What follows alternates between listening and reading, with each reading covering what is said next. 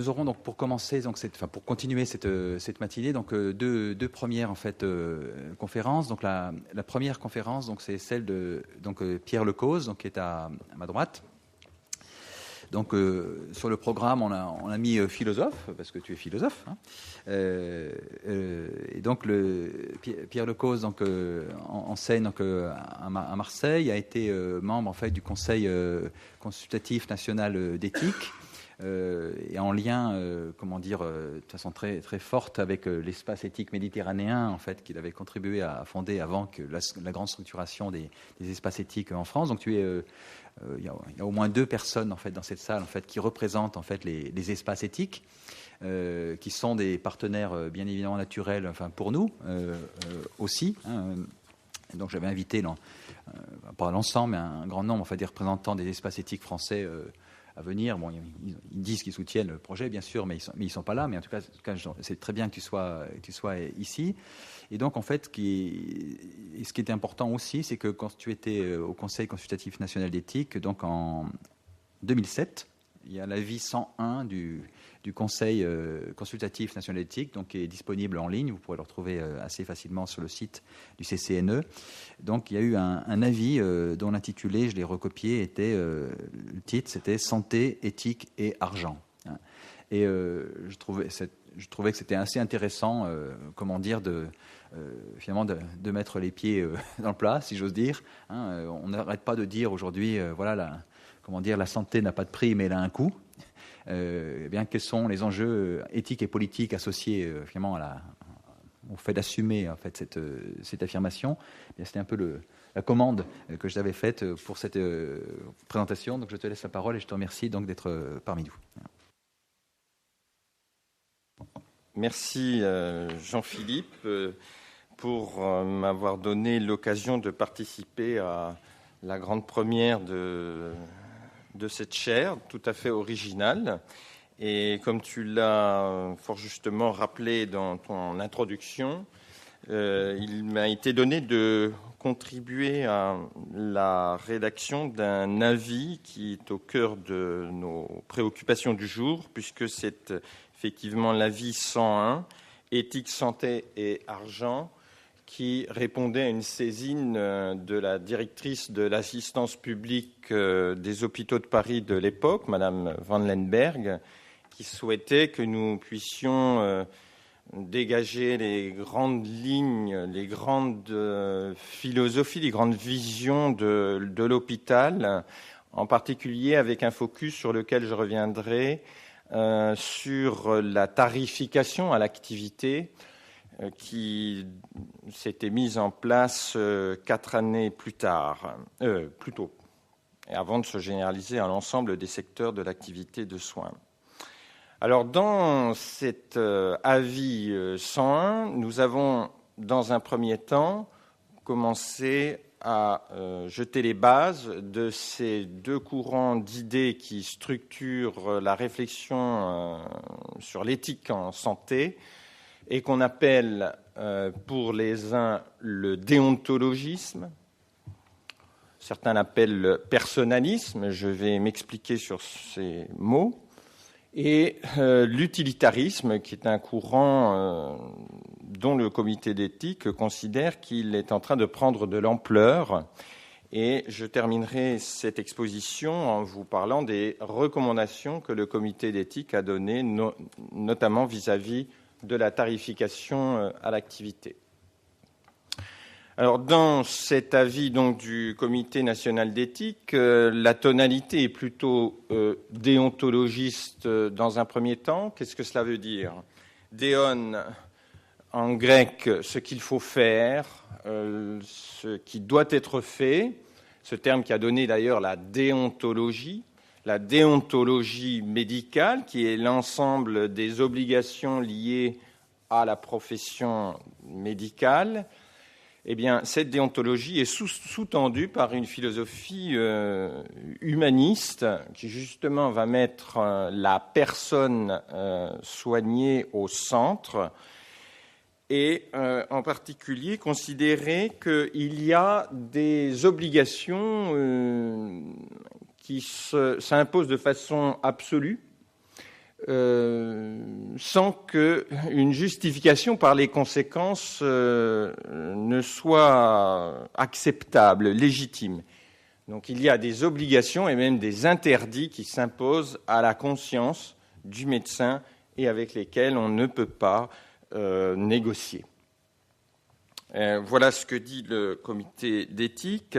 L'hôpital est investi d'un devoir d'aide et d'assistance sociale. Je souligne devoir, c'est-à-dire qu'on commence par définir l'hôpital, pas par les usagers de santé, pas par les droits. On définit l'hôpital par un devoir d'aide et d'assistance sociale. On réintroduit l'hôpital dans la cité. Sans être l'aspect le plus visible, cette aide est indispensable à la préservation du lien social dans la cité, au-delà de l'obligation des soins. C'est-à-dire qu'on ne peut pas penser l'hôpital sans cette symbolique chargée d'histoire qui fait que l'hôpital s'est toujours occupé de la détresse humaine. L'hôpital, ce n'est pas une usine de production des soins, on ne peut pas la manager comme une entreprise avec une logique de retour sur investissement, compétence, rentabilité. L'avis du comité d'éthique, très clairement, commence par repositionner l'hôpital au sein de la cité et le considère, je dirais, comme le cœur de la cité. En ce sens que l'hôpital est l'un des rares services publics, l'un des rares lieux où l'on peut, dans les cas de grande détresse, se retrouver accueilli de nuit comme de jour. De nuit, c'est très important la nuit, parce que c'est là que la solitude et l'angoisse sont au paroxysme. Donc voilà, pour faire écho aux propos de Jean-Philippe tout à l'heure, ce qui est, d'un point de vue déontologique, spécifique, irréductible dans cette institution de l'hôpital, dont je rappelle étymologiquement qu'elle signifie espace d'hospitalité. Hôpital égale espace d'hospitalité, foyer, un lieu où on fait du feu et en même temps un lieu chaleureux. D'ailleurs, le mot éthique lui-même, quand on remonte à ses premières origines grecques, on lui trouve des ethos, des signifiants qui renvoient au séjour habituel, à la demeure, au chez-soi, lieu de séjour, qui donnera habitus, qui donnera le lieu où on habite. Et l'homme a un besoin fondamental, c'est de se sentir chez lui dans le monde. C'est la définition du bonheur, d'après Hegel, se sentir chez soi dans le monde. On n'a pas jamais trouvé plus belle définition du bonheur. Eh bien, le patient se sent étranger au monde. Étranger, ça veut dire aliéné par son corps, se sentir comme un étranger, parce qu'il est en chimiothérapie, il n'a plus ses cheveux, parce que les gens s'écartent autour de lui. Il est exclu de la communauté humaine. Et donc l'hôpital est là, comme je le disais, le cœur de la cité, va s'organiser de telle sorte que les personnes puissent avoir à nouveau un chez-soi et recevoir une hospitalité qui est par définition inconditionnelle. On ne voit pas ce que pourrait être une hospitalité conditionnelle, c'est-à-dire, oui, on vous accueille, mais à condition que vous soyez poli, à condition que vous soyez... vous écoutiez ce qu'on vous dit, que vous respectiez nos droits. On voit qu'en introduisant ces clauses dans le contrat, quelque part, on altère l'essence de l'hospitalité dont Lévinas a considéré qu'elle émanait, cette exigence d'hospitalité, du visage de la personne. C'est un philosophe, Lévinas, qui a découvert, on ne s'en était pas rendu compte, à quel point le visage de la personne peut avoir une influence et même être le centre de gravité de l'éthique du soin. D'ailleurs, je ne vais pas m'éloigner de mon sujet, mais je me souviens de ce qu'il disait à propos d'une petite phrase de la politesse commune. « Après vous, je vous en prie ». Et il disait, mais en fait, mon éthique, tout est là. Après vous, je vous en prie. C'est ce que nous lisons sur le visage d'autrui. Le fait de laisser l'autre exister, s'effacer pour le laisser exister. Exister, sortir de lui, pouvoir parler, se mettre en position de l'écouter. C'est ce qu'on peut considérer comme le respect de la dignité de la personne, qui est la valeur clé du déontologisme. Le déontologiste, c'est celui qui affirme qu'en cas de dilemme moral à l'hôpital, s'il y a une valeur sur laquelle on ne cédera pas, c'est la valeur de la dignité de la personne.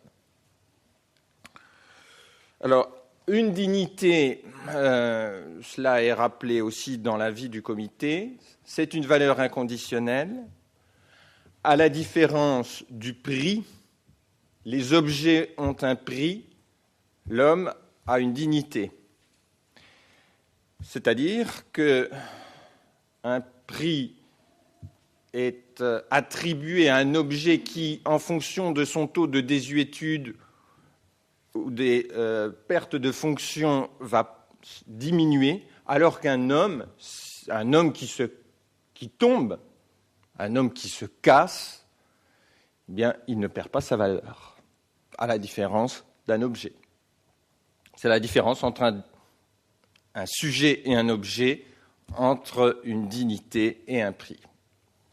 Donc, quels que soient les aléas de la vie, qu'il devienne handicapé, gravement malade, un homme garde toujours sa dignité. Elle est inamovible et lui est consubstantielle. Vous voyez donc un peu le lexique de cette philosophie déontologique qui est la source inspiratrice de la déontologie médicale. Vous avez probablement en mémoire l'article 7 du Code de déontologie. Soigner, prévenir, écouter le patient, quelles que soient toutes les particularités propices aux discriminations, c'est-à-dire l'âge, le niveau de rentabilité sociale, l'appartenance à une ethnie, à une religion, tous ces facteurs propices aux discriminations sont dépassés, surmontés par l'universalité de la condition humaine qui seule est prise en considération par le soignant. Le soignant est nécessairement universaliste. Alors cela implique que dans la philosophie déontologiste, la justice, elle ne va pas être définie de la même manière que dans l'utilitarisme dont je vais parler dans un instant. Ça va être l'un des lieux de divergence entre ces deux philosophies morales. Pour le déontologisme, justice signifie égalité en considération de toutes les personnes. Voir en l'autre, quel que soit son état de santé, un semblable. Et le soignant, dans cette perspective, va réduire les écarts entre bien portant et malade. Tout ce qui accentue l'écart entre un bien portant et un malade est une atteinte à la justice. Et cela implique aussi que la société s'engage. Par exemple, quand une personne déclare un cancer, vous savez que parfois 10 ans et jusqu'à récemment 15 ans après, quand elle veut faire un emprunt, eh bien, le banquier va lui demander s'il n'a pas eu un cancer jusqu'à 15 ans auparavant. C'est quand même incroyable. Donc c'est un peu un système de double peine où un écart se creuse entre les bien pensants aussi, les bien portants et les malades. J'ajoute que, évidemment, le médecin n'a pas de vocation économique, mais nous n'oublierons pas ce que disait Hippocrate: tu ne refuseras pas tes soins à l'indigent. Et il y a dans l'avis du comité d'éthique consacré à la philosophie déontologie toute une partie sur la pauvreté. L'hôpital a vocation aussi, il l'a toujours eu dans l'histoire, à accueillir les pauvres. Pour éviter justement cette double peine, vous êtes démunis sur le plan économique, social, culturel. Si vous êtes malade, l'hôpital a le devoir de faire en sorte que les inégalités socio-économiques n'aient pas un retentissement sur la prise en charge de votre santé. Le comité, d'ailleurs, reproche au pouvoir public, aux politiques de santé en France, de considérer que tous les soins liés aux organes sensoriels, c'est-à-dire que les frais liés aux achats de lunettes, de prothèses auditives, qui sont essentiels pour vivre, dans la plaquette de présentation, vous avez cité Michel Henry, la chair, la vie, le bonheur. Comment peut-on être heureux, se sentir chez soi dans le monde si on ne voit rien, si on ne peut pas lire, si on n'entend pas de la musique? Et pourtant, vous le savez, ces frais sont considérés comme superfétatoires. Ce sont des soins secondaires et les remboursements sont très difficiles. Et les dents, qu'est-ce que c'est qu'une rage de dents? Et donc, tous ces soins, dans une politique juste, une politique de santé juste, devraient être remboursés pour les plus défavorisés. Alors j'en viens maintenant à une autre philosophie utilitariste. Bon, on la voit venir parce qu'évidemment, si l'on donne aux patients selon ses besoins, eh bien, on pourrait peut-être être sacrificiel tout en voulant justement faire honneur à la dignité de la personne. C'est l'objection paradoxale des utilitaristes qui, en général, sont taxés d'être des esprits sacrificiels et qui vont dire « les sacrificiels ne sont pas là où vous le croyez ».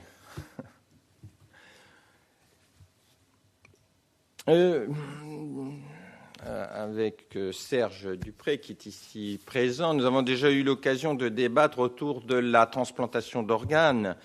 C'est un bon exemple. Si une personne a perdu un proche, l'équipe doit être présente auprès de la famille d'une personne qui serait notamment en état de mort encéphalique. Donc nous devons, pour ces personnes qui sont dans le chagrin, compassion, respect,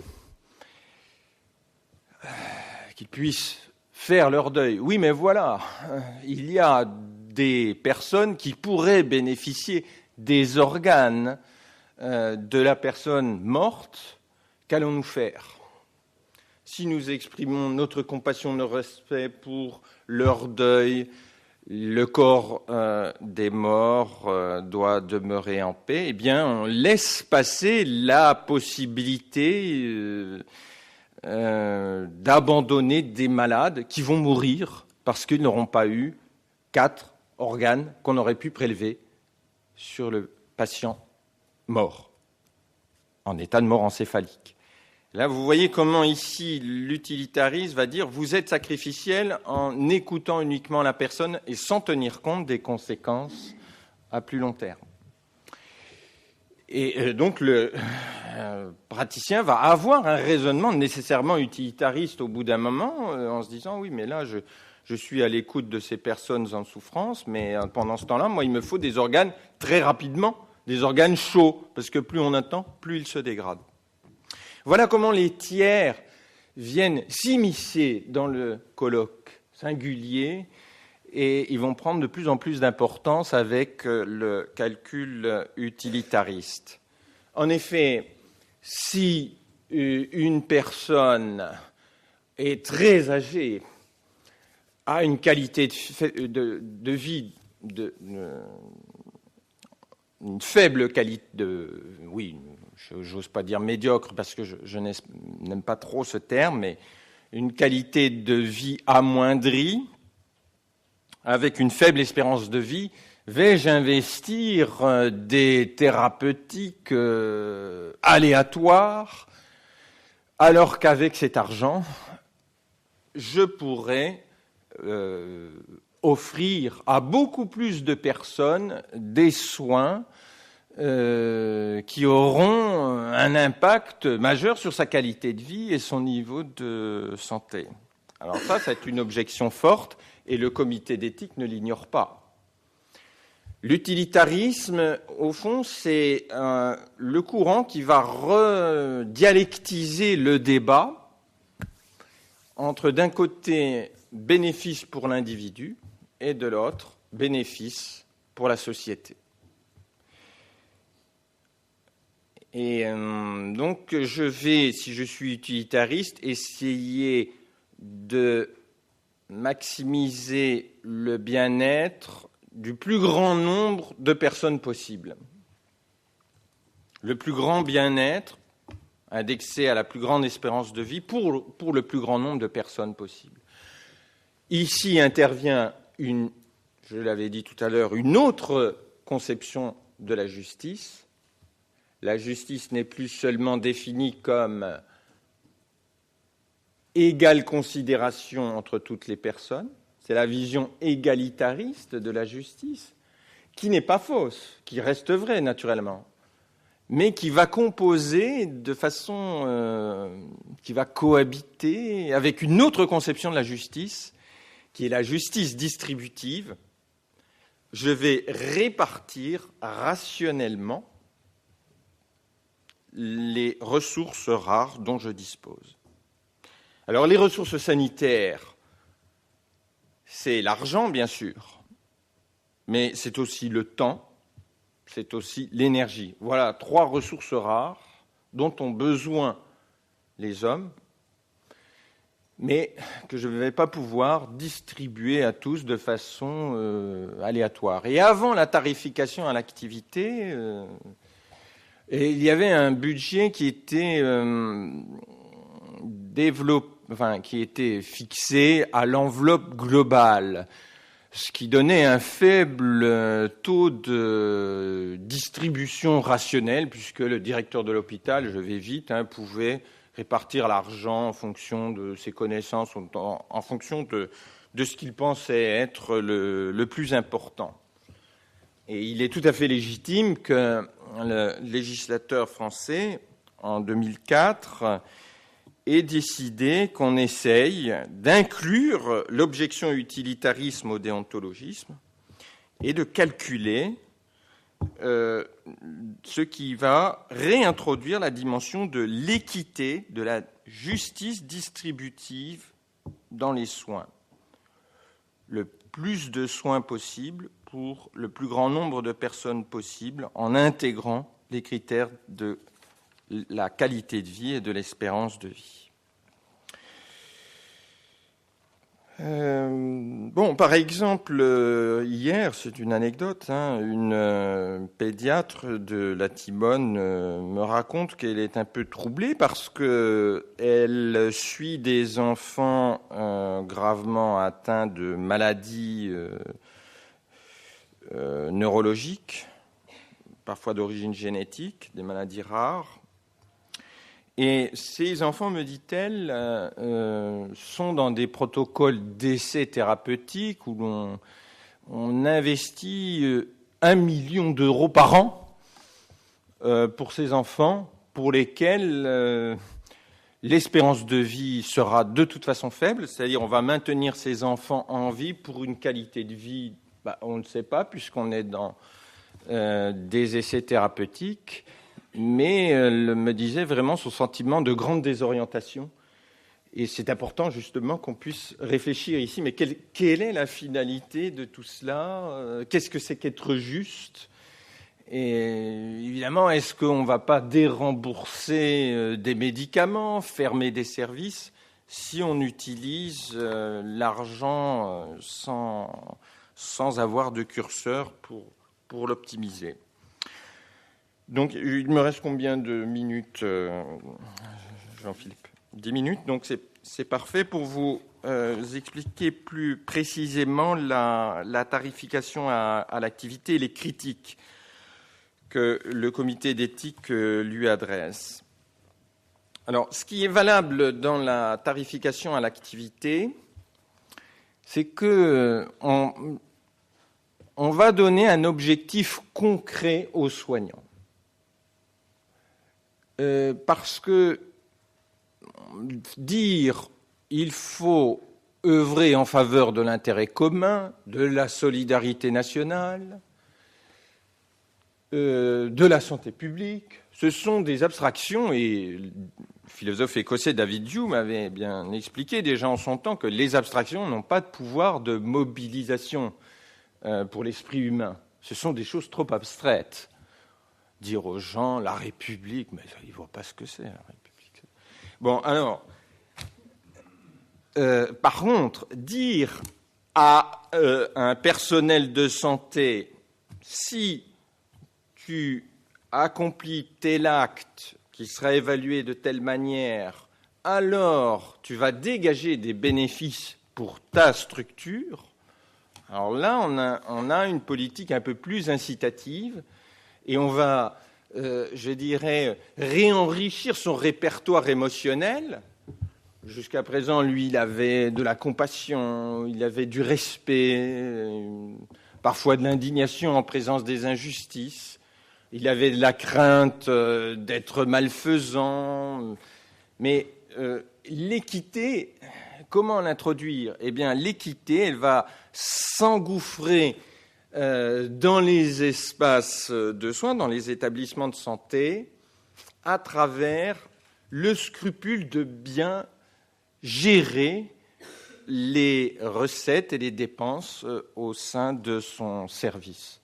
On va introduire la mauvaise conscience de mal exploiter les ressources et la bonne conscience de faire tourner le service.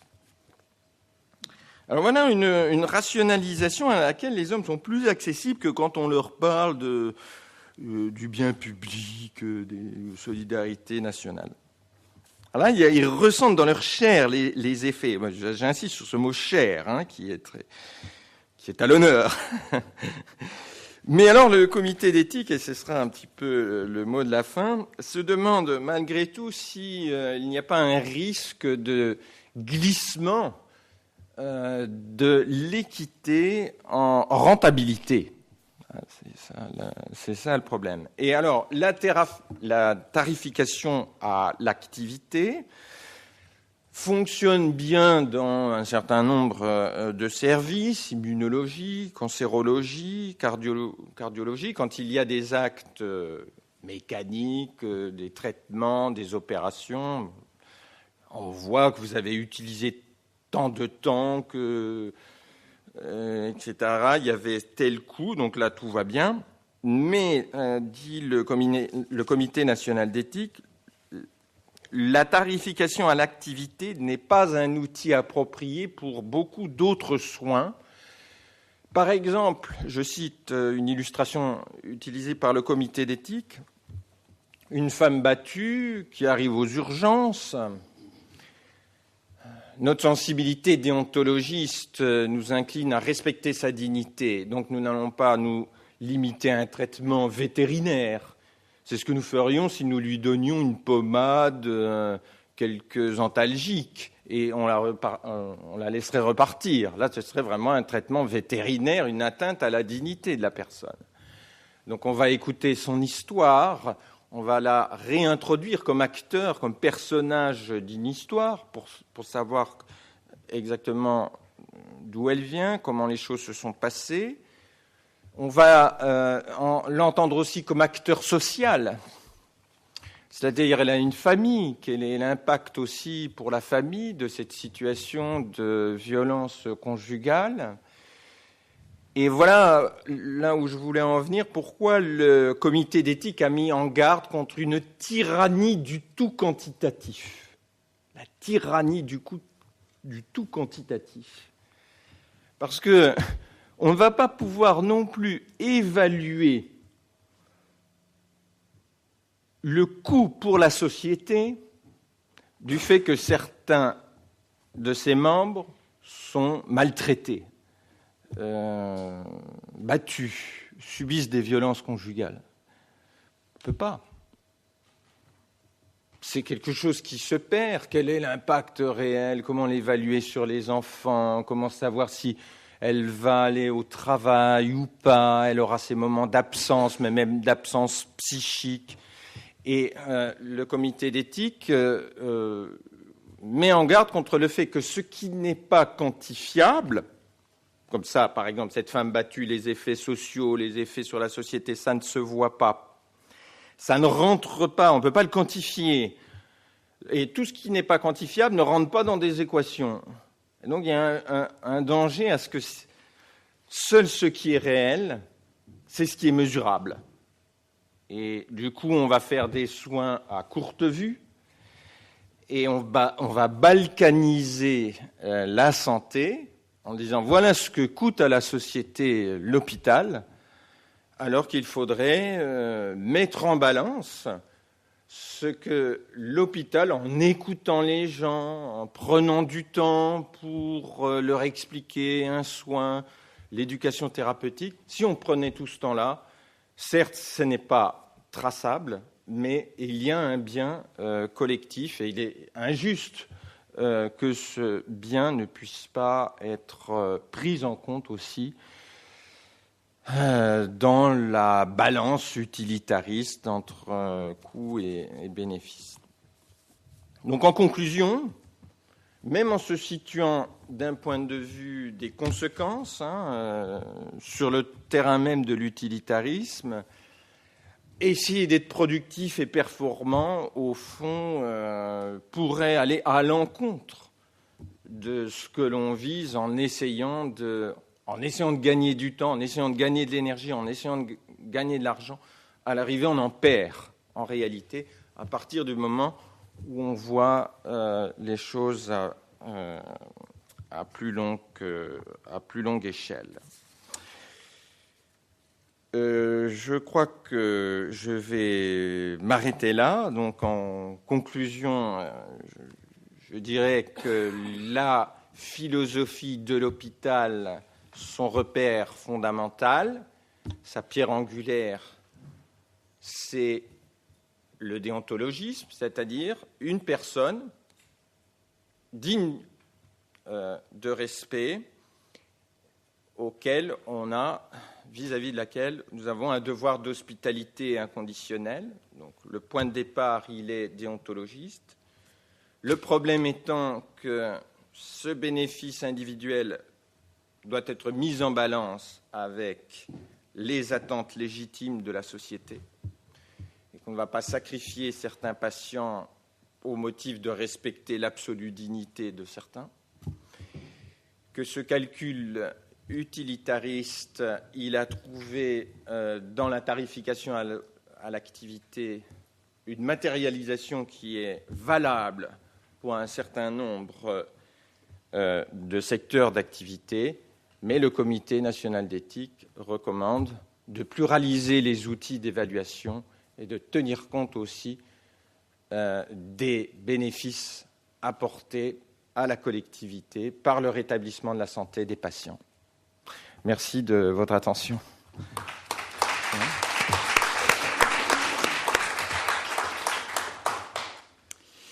Merci beaucoup, Pierre. Et en t'écoutant, je repensais à ce qu'un autre philosophe, qui s'appelle Patrick Vivray, en fait, qui lui est commissaire aux comptes, en même temps que philosophe, qui était commissaire aux comptes, en fait, disait que c'est toujours intéressant de se rappeler que sous la comptabilité, il y a des récits. Et au fond, qu'est-ce que racontent nos comptes, d'une certaine façon.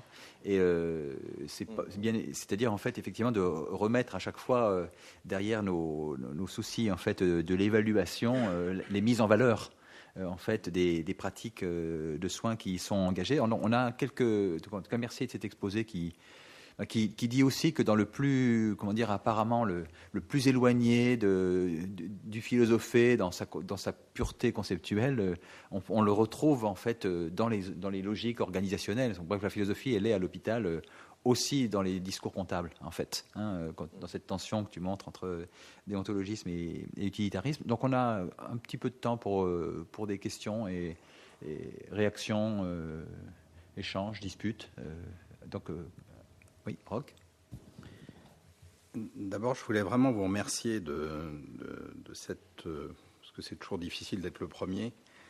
Et vous apportez déjà de la substance, je trouve, à cette chaire, même si je n'y suis associé que maintenant par un sentiment, mais en tout cas, et un souhait de succès. Mais de pouvoir rappeler qu'il faut à la fois mesurer le quantifiable et le non quantifiable, je trouve. Et puis, la notion de repère de l'hôpital dans votre conclusion me paraît fondamentale, qui est le repère de tout acteur dans le domaine de soins, pas seulement de l'hôpital. Et la question que je voulais vous poser, c'est... si je fais une analogie au monde de l'entreprise, l'une de mes croyances, mais d'autres également, c'est qu'une forte raison d'être de l'entreprise guide son éthique et guide sa performance. Parce qu'en fait, une forte raison d'être entraîne une exigence importante. Si on dit « je veux soigner tous les patients atteints de maladies neurologiques », ça veut dire qu'un patient qui souffre encore n'est pas acceptable. Donc c'est une exigence de performance derrière une forte raison d'être. Comment vous réconciliez, ou plutôt, est-ce que cette forte raison d'être ne devrait pas prendre le pas sur l'éthique? Parce que l'éthique est un plus, je vais être provocateur, mais qui, on en a parlé hier soir, qui souvent disent « emmerde ». Parce qu'on se dit, ah merde, il y a l'éthique, oui, c'est vrai, oui, bon. Alors on se dit, oui, alors il faut se rappeler de l'éthique. Et je suis provocateur quand je dis ça, parce que l'éthique, le médecin est fondamentalement éthique. Mais plutôt que de le remettre, donc, de le baser sur une raison d'être inspiratrice, plutôt que sur une contrainte, on doit être éthique, on doit être déontologique. Je ne sais pas si je suis clair, non ? Difficile. Je pars plutôt des émotions que des devoirs. Tout à l'heure, je parlais de la compassion que nous inspire la souffrance du patient, le respect aussi devant la droiture de son visage, face au courage dont il fait face devant la maladie. Et je crois que ces émotions font redécouvrir au patient les valeurs auxquelles il est attaché. Donc, vous voyez, je ne parlerai pas de l'éthique comme quelque chose qui va arriver comme ça en plus dans la clinique, mais dès le récit du patient, il y a des émotions qui vont surgir dans la relation. Et ces émotions vont remettre à l'esprit du patient les valeurs auxquelles il est attaché. Donc là, il y a un lien étroit entre émotions et valeurs, les émotions étant des révélateurs de valeurs. Et c'est le jour où on ne ressent plus rien qu'il faut changer de métier. Et même ressentir parfois l'indignation aussi. Quand une personne est sur un brancard depuis 3 heures dans un couloir, pouvoir encore s'indigner de cela, c'est pas un devoir vraiment, mais ça part de l'émotion. Ensuite, je termine aussi sur le rôle de l'angoisse, parce que je crois que l'angoisse, elle nous informe qu'il y a un conflit On pourrait l'appeler aussi un malaise, une sorte d'inconfort intérieur. On a l'impression que c'est complexe et l'angoisse va nous appeler à prendre du temps, temporiser, déjà aller chercher de l'information auprès de confrères. L'angoisse nous mine, elle nous signale qu'il y a un problème et je vois là le révélateur d'un conflit de valeurs. C'est là que la réflexion vraiment commence. C'est comme ça que je vois le rapport entre la sensibilité et la raison. La sensibilité qui serait le vivier, les ressorts émotionnels qui vont dynamiser la pensée. Voilà. Je ne sais pas si j'ai vraiment répondu à votre question. Il y a des traditions éthiques, en fait. Oui. Le Jean-Christophe Weber, médecin à Strasbourg. Merci pour votre... Il faut appuyer sur le petit personnage. Il y a un petit personnage. Un petit personnage. Il me semble que l'avis 101 mérite aussi d'être contextualisé. Il a été finalisé, vous me corrigerez si je me trompe, en juin 2007. Et sa publication a été retardée au mois de novembre pour ne pas interférer avec la présentation, le lancement de la réforme de l'hôpital par Nicolas Sarkozy, la commission Larcher, en octobre 2007, qui a annoncé une révolution des mentalités. T2A à 100%. Gérer l'hôpital comme une entreprise avec des contrats d'objectifs et de moyens et responsabiliser les praticiens sur les résultats. Alors, ce dernier volet n'a pas vu le jour, pas complètement, disons, mais les deux volets, on a vu quelle révolution des mentalités ça avait imposé dans le monde du soin. Et je trouve qu'en février 2008, donc quelques mois plus tard, le gouvernement entreprend la réforme du CCNE. Je me demande si c'est pas là, il ne s'est pas joué quelque chose d'important sur le plan de la politique de l'hôpital en France. Est-ce que vous pouvez commenter ce calendrier ?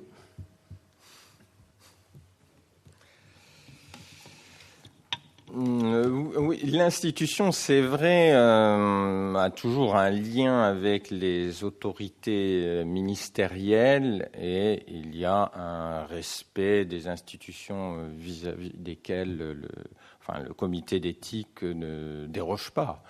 Et si on demande au président du comité d'attendre le moment opportun pour publier un avis, il n'est pas obligé de le faire, mais en général... il préfère s'y résoudre.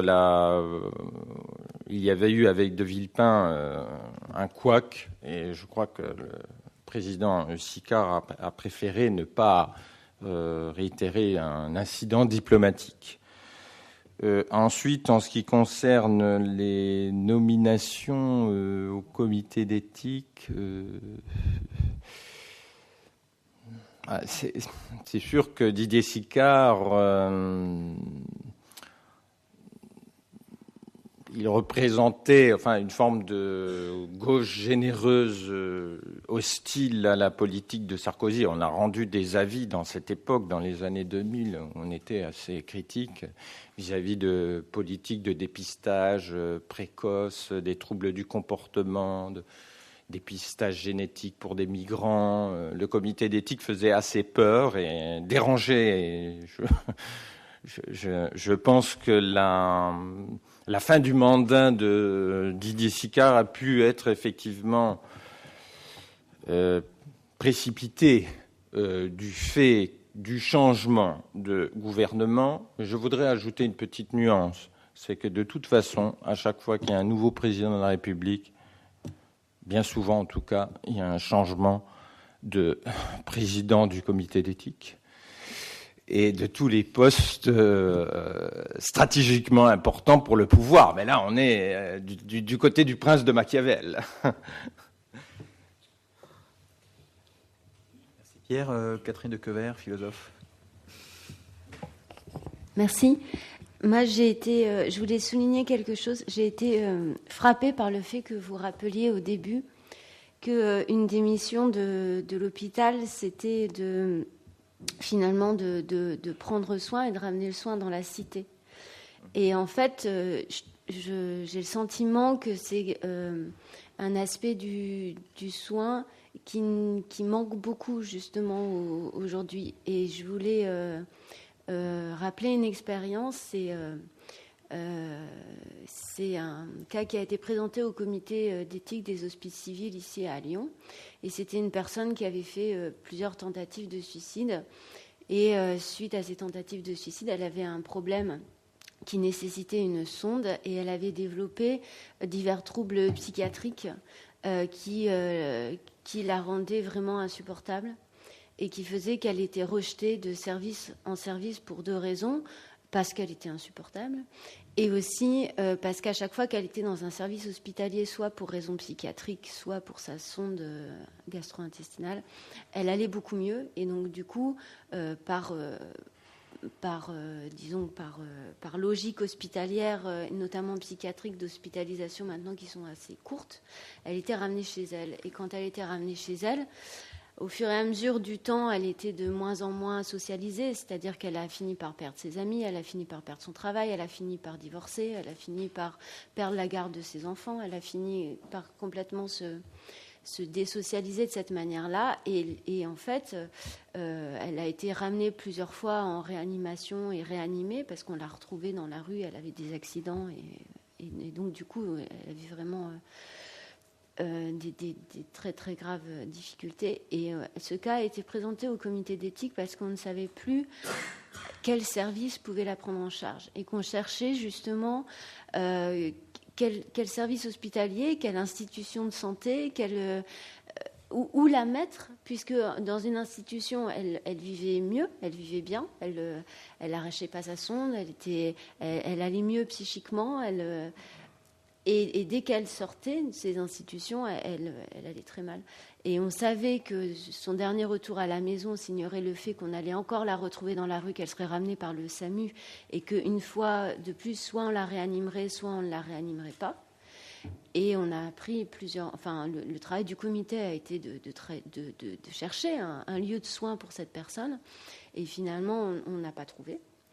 Et finalement, plusieurs mois après, on a su qu'une énième fois, elle avait été ramassée par le SAMU et que là, elle n'avait pas survécu. Et je pense que c'est vraiment cet aspect-là, aujourd'hui, si on cherche dans cette chaire sur les valeurs du soin à traiter des questions importantes, il me semble cette question de l'hospitalité et de savoir qu'il y a vraiment une dimension du soin qui dépasse ces actes thérapeutiques.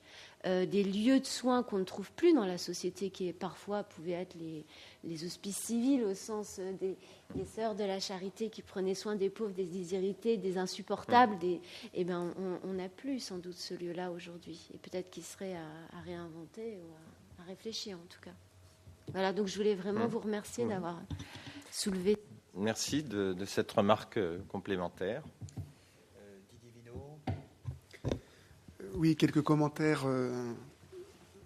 pour peut-être aller sur une dimension que vous avez évoquée à la fin de cet exposé très, très lumineux, notamment sur effectivement la question des outils et de la T2A. Donc là, c'est plutôt le gestionnaire qui parle, le chercheur, justement sur ces outils. C'est que on ne peut pas se passer d'une analyse critique et d'une généalogie de ces outils de gestion et de pilotage, que ce soit dans une institution comme l'hôpital, mais c'est tout aussi valable pour d'autres institutions que peut-être par exemple une université ou des entreprises. Ce que je veux dire par là, c'est que les outils ne sont pas neutres. Et que considérer par exemple que la T2A renvoie à, ou la tarification à l'activité en général, initiée par les DRGs américains de Ronald Fetter à la fin des années 60, c'est-à-dire il y a 50 ans, le cadre idéologique de la tarification à l'activité, c'est quelque chose qui apparaît aux États-Unis il y a 50 ans pour financer du Medicare, donc un contexte très très différent du nôtre. Et que si on oublie cette construction historique, si bref on la décontextualise, on suppose à ce moment-là que les outils de gestion sont des outils universels.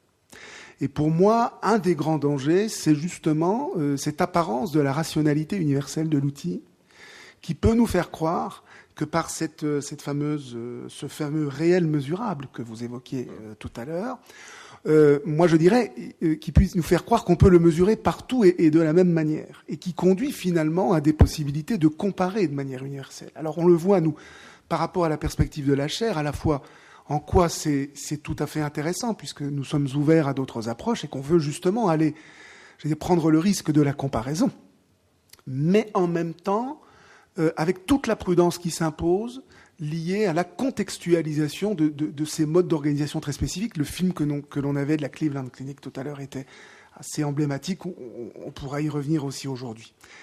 Et donc, pour moi, il est tout à fait indispensable de passer par cette analyse critique que, par exemple, des gens comme Pierre Legendre ont pu montrer de manière très très précise dans Dominum Mundi sur l'empire du management et la diffusion, la généralisation de ces outils qui s'imposent comme une raison dominante.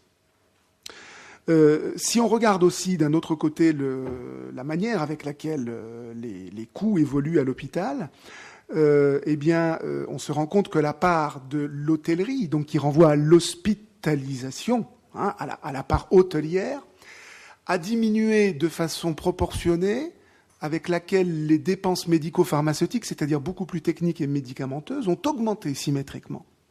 Et que donc, pour le dire un peu autrement, toute la part qui autrefois pouvait être consacrée à des aspects liés à de l'accueil, que l'on considère que cet accueil soit de piètre qualité, mais en tout cas qui était affiché, a basculé progressivement vers des éléments beaucoup plus techniques. Ce que je veux dire par là, c'est que nous pouvons utiliser des outils d'analyse comptable et économique aujourd'hui dans l'évolution de la manière avec laquelle nos institutions de santé bougent, pour pouvoir aussi faire une lecture de cette évolution très très technique.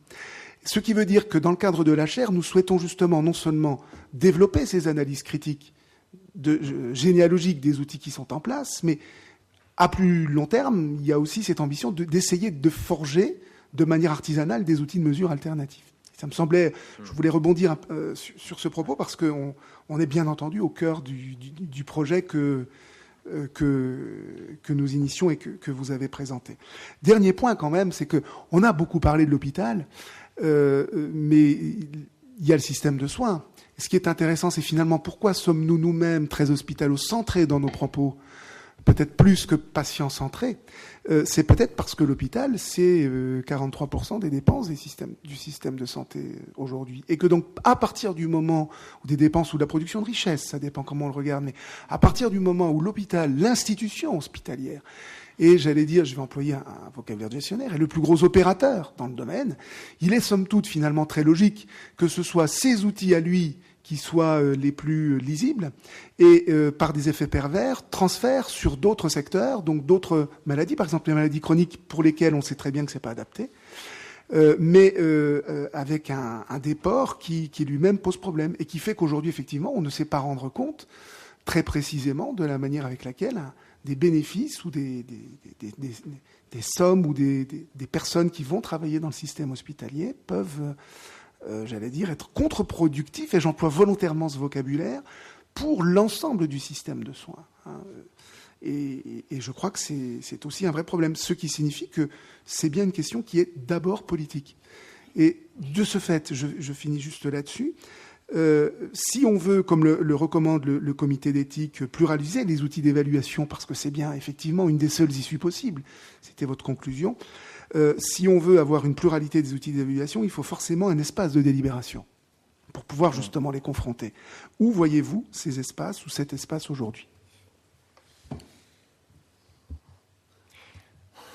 Le législateur, comme cela a été rappelé par Jean-Philippe tout à l'heure, a créé, depuis la loi de bioéthique de 2004, les espaces régionaux de réflexion éthique qui ont, en principe, pour vocation d'être un lieu de ressources et d'échange entre les acteurs de santé sur un mode interdisciplinaire. Et il entre même dans les missions de l'espace éthique auquel moi je suis rattaché, à la région PACA. de constituer un observatoire des pratiques et de générer des procédures de débat, de conférences citoyennes, ce qui implique que les choix soient pris en concertation avec les usagers du système de santé, la société civile et l'ensemble des acteurs du système.